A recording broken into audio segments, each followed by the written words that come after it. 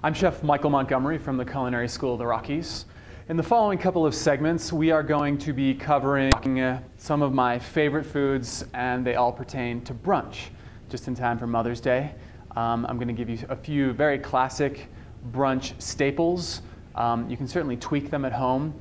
I will give you some solid recipes, show you how to actually execute those recipes and be successful with the following items. So in the first segment, we're going to do some classic waffles and pancakes. Both of these items have buttermilk. I prefer to use buttermilk in both waffles and pancakes because, number one, I like the little bit of tang that you get from the acid that's introduced to milk. And also the buttermilk, the acidity in it, actually helps to tenderize these items a little bit for you as well. So you're getting two benefits from using buttermilk. The first recipe I want to talk to you about is Belgian waffles. First and foremost, you need to make sure your waffle iron is preheating. This is a classic square waffle iron. It's actually not a Belgian waffle maker. Those are the round ones, and they tend to be a little deeper. This is simply the square version, more of the waffles you typically see every day in this country. As far as putting the batter together, very, very simple. What I have already in this bowl is 2 cups of all-purpose flour, 2 tablespoons of sugar, a little bit of sweetness. We don't want our waffles to be too sweet.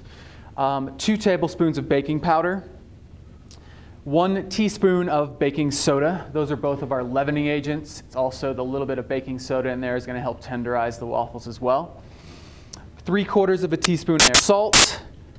And I've mixed these all together with a whisk. Instead of sifting my dry ingredients, and I typically do this here, certainly living in Colorado, flour is not holding that much moisture, so it rarely gets lumpy.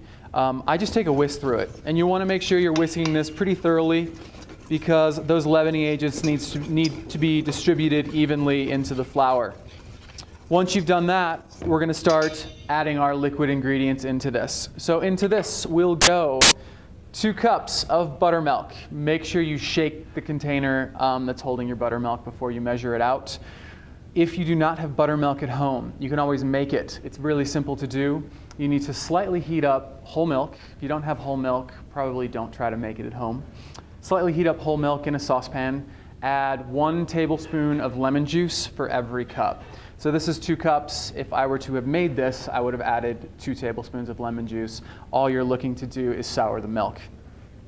I'm going to go ahead and add my buttermilk to this. I'm going to add 2 eggs.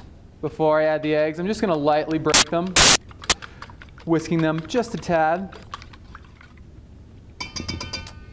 And then last but not least, I'm going to add about 6 tablespoons of melted unsalted butter. Get in the habit of home of buying unsalted butter.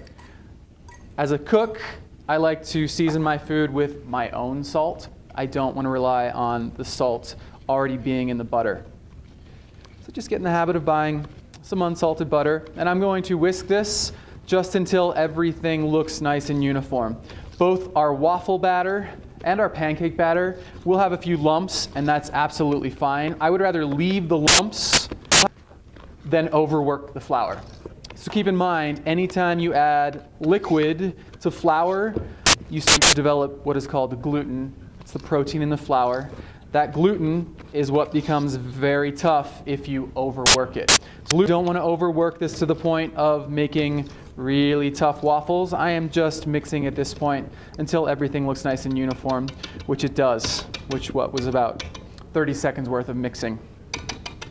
At this point in time, my waffle iron is ready. I'm going to open it up, and I'm going to use a 1/2 cup measure to take my batter out of the bowl and into the waffle iron. This waffle iron makes 4 small waffles at one time.